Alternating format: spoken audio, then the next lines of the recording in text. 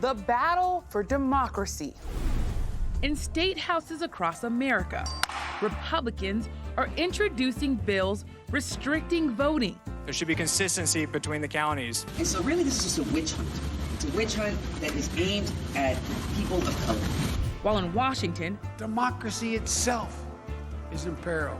Democrats are pushing the Senate to pass a law to expand voting. I simply think the commission is not necessary. And trying to find common ground on a January 6th investigation. Next. This is Washington Week. Once again from Washington, moderator Yamiche Alcindor. Good evening and welcome to Washington Week. Inauguration Day was 135 days ago, but Republicans are still contesting the 2020 election. At least 14 states have passed GOP-backed laws restricting voter access, including in Georgia, Arizona, and Florida.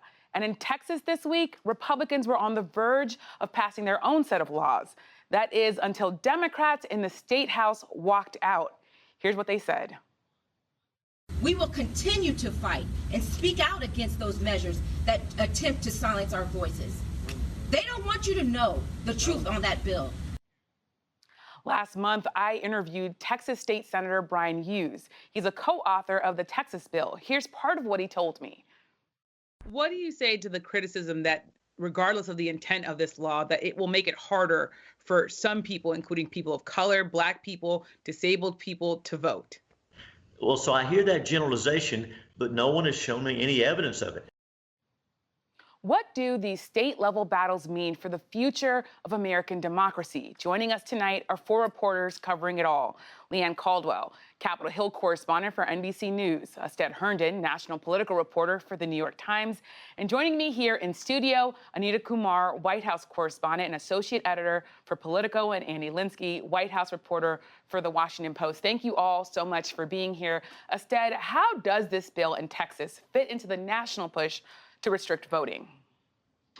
Yeah, I think what we see in Texas is a microcosm of what we've seen across the country from Republicans. That's in the wake of a 2020 election that at the top line didn't go how they wanted, but had some good Republican exhaust down ballot. They have decided to do a full frontal assault on lower D democracy, right? We are talking here about a party that has tied itself so closely to the former president's lies about election security that the base is demanding that their elected officials act on this front. They are demanding that in the words of Trump, that they stop the so-called rigged election. So you really have Republicans here that are looking for solutions in search of a problem. But I think that what you have also, as I talk to Republican voters across the country, is really a base that is motivated by this idea that there is a sense of a cultural and political loss that's happening. And so wokeness, cancel culture, even these type of voting restrictions all play within this larger feeling that is happening amongst kind of core Republicans, that they think that the country is changing in ways and new populations are emerging with new politicians, and they are trying to stop that, even if it comes up against what we typically see as the core principle of the country: one person, one vote.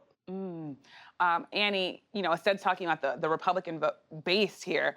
The White House, though, continues to stress that this is a top priority for President Biden, stopping these voting bills. You were there Memorial Day when President Biden said democracy is in peril. What's the Biden administration strategy when it comes to these voting laws, and how do you think that will impact how things play out in Congress?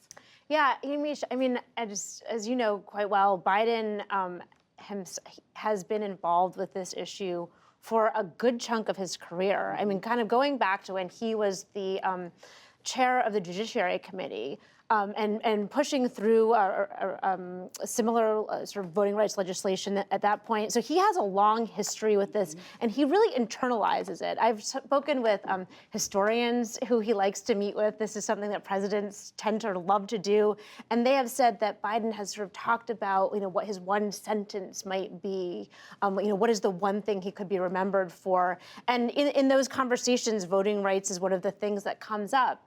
But you also saw this week that this portfolio was handed to Vice President Harris, who has been really interested in doing it. There had been a number of conversations before that happened, and she has she has a three-pronged strategy. Her advisors tell me. where she will, sort of use the public, sort of the bully pulpit of the vice presidency. And in that instance, you're talking about, there's been so much focus, in the last few days really on Texas, but it gets to the broader point that there are so many other states that are doing similar bills, and I think Harris's people feel that she could help bring attention to that. She also has sort of a convening power where she can bring together business leaders who were quite effective, as we saw in Georgia, in having a strong voice opposing some of this kind of legislation. And of course, the third point is the legislation, the For the People Act that Harris has been very supportive of course, Biden has been supportive of, and of course, reauthorizing the Voting Rights Act.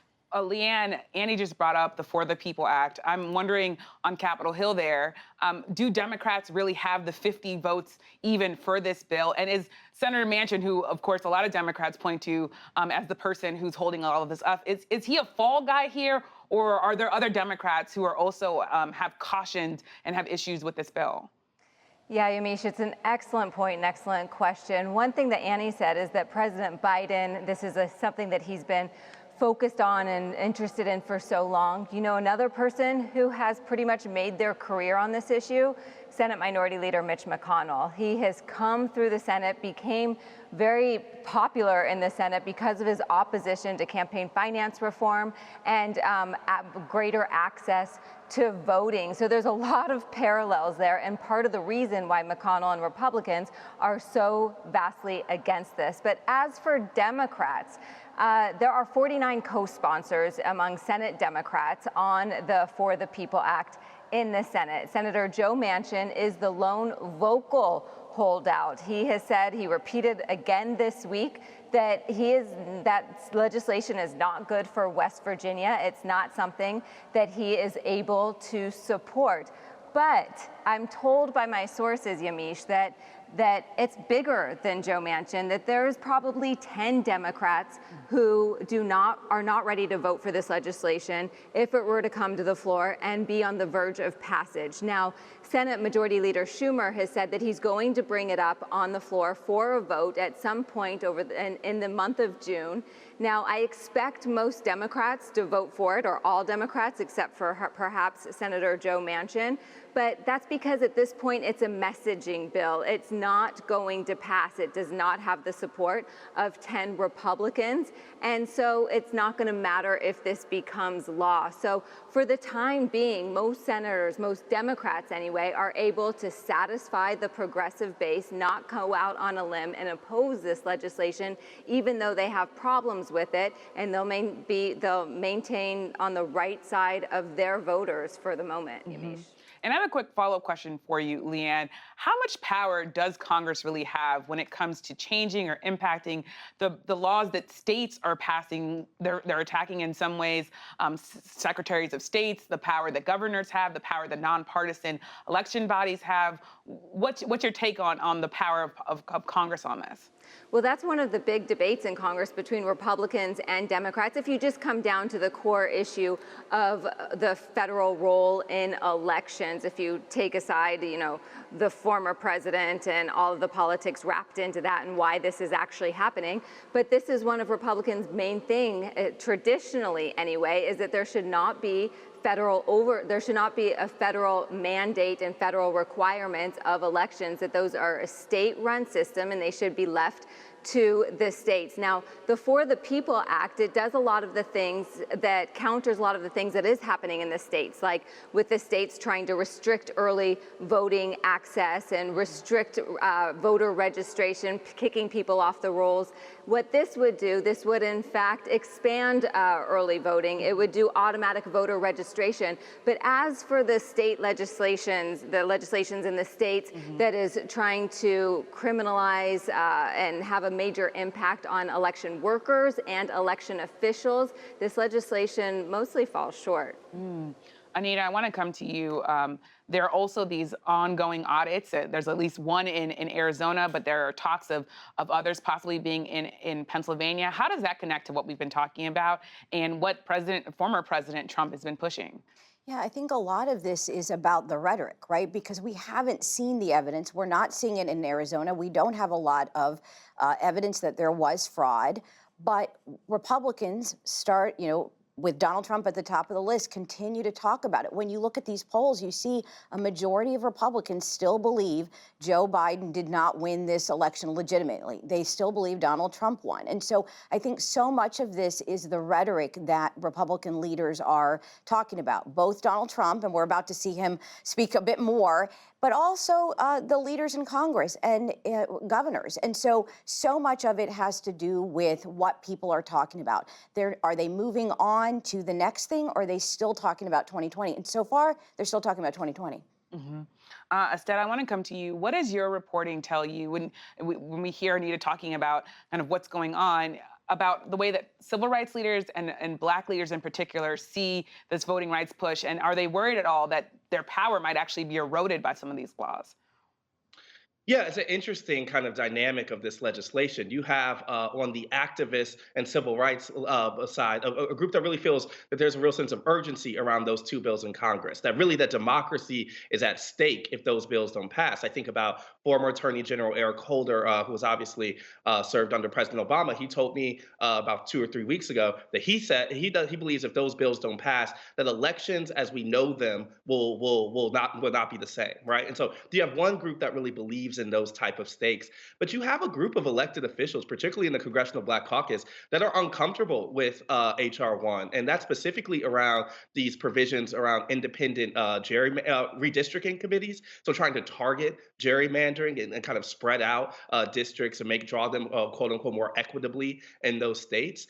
You might wonder why that would make some uncomfortable, but remember, in these southern states, gerrymandering has packed Black voters into certain districts, has given the rise of Black representation in some of these places, and has kind of made these folks very comfortable with the way that their districts are drawn and the way that they will not be primaried or really pushed on the electoral front. That's made some people uncomfortable, so much so that we know that Eric Holder had to come to the Congressional Black Caucus to actually try to convince them and make sure they stayed on board. Benny Thompson from Mississippi ended up being the only Democrat to vote against H.R. 1, specifically on this issue. That is the kind of dynamics that are happening here, the urgency that comes from one side and some of the uncomfort that comes from the elected officials level, partly because it's just changing the game and the way that they've known it to be played. Some folks say that is necessary for Republicans who are staging an attack on the state level, but that does still make some Democrats uncomfortable.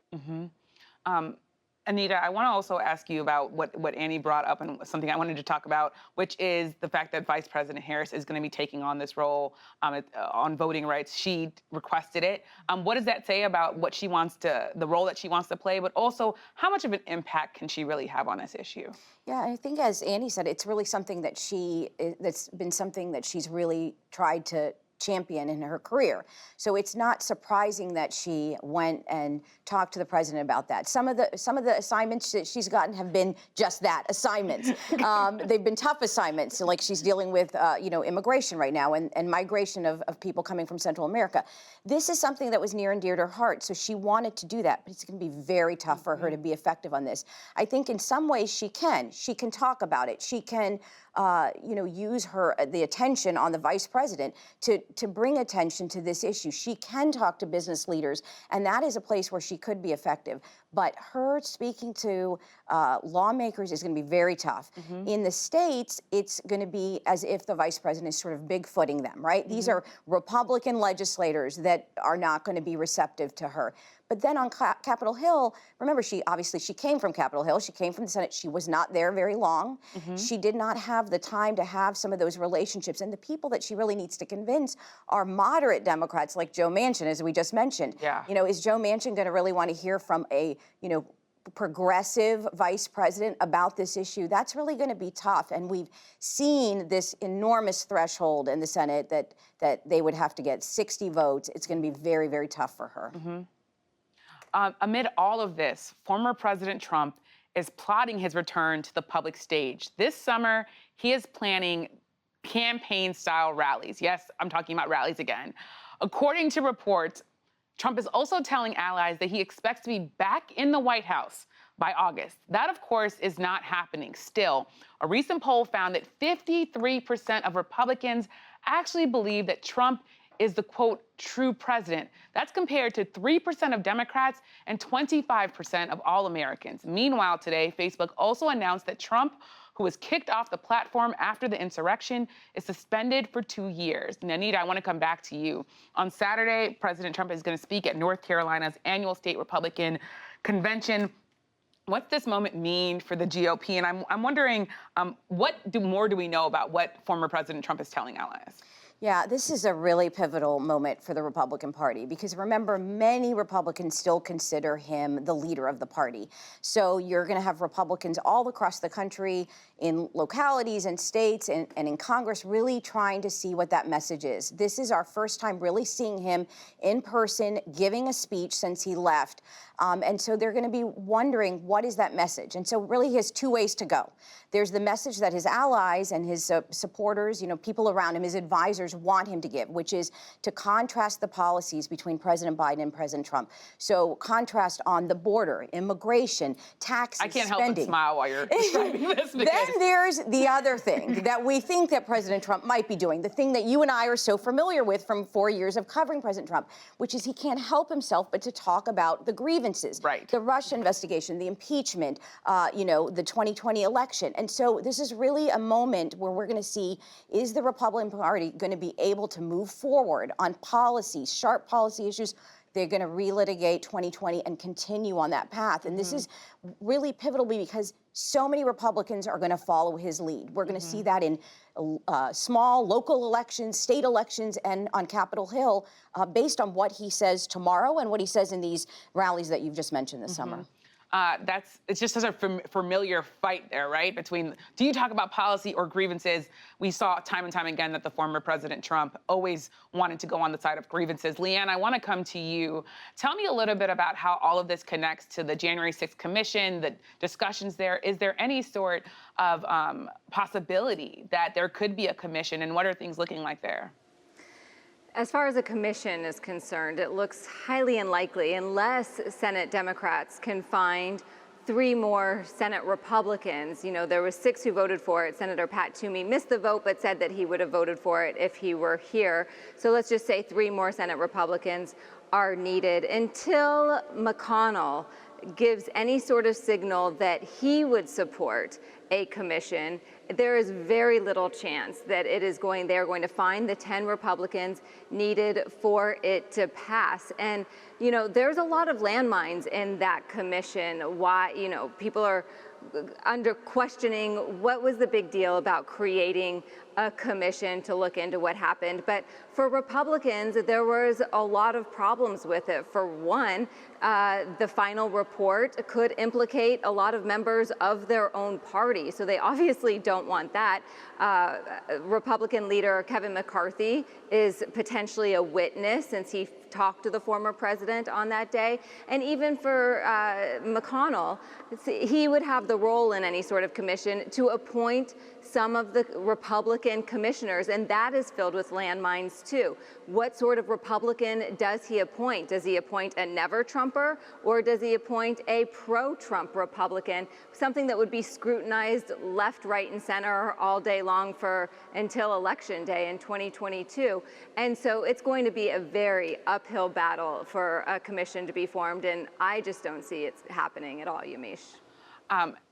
It's all fascinating what's going on the Hill. And we want to go to another former Hill lawmaker, that is. This week, former Vice President Mike Pence, who had to be ushered to safety during the insurrection, spoke about how he sees January 6th. President Trump and I have spoken many times since we left office. And I don't know if we'll ever see eye to eye on that day. But I will always be proud of what we accomplished for the American people over the last 4 years. Annie, I want to come to you. What does this say about the fact that former Vice President Pence is kind of showing daylight between himself and the former president? And is this an early test possibly for him running for president? Well, it's been so interesting to see how the different Republicans who are in this potential field are contending with Trump, who's sort of the center of gravity.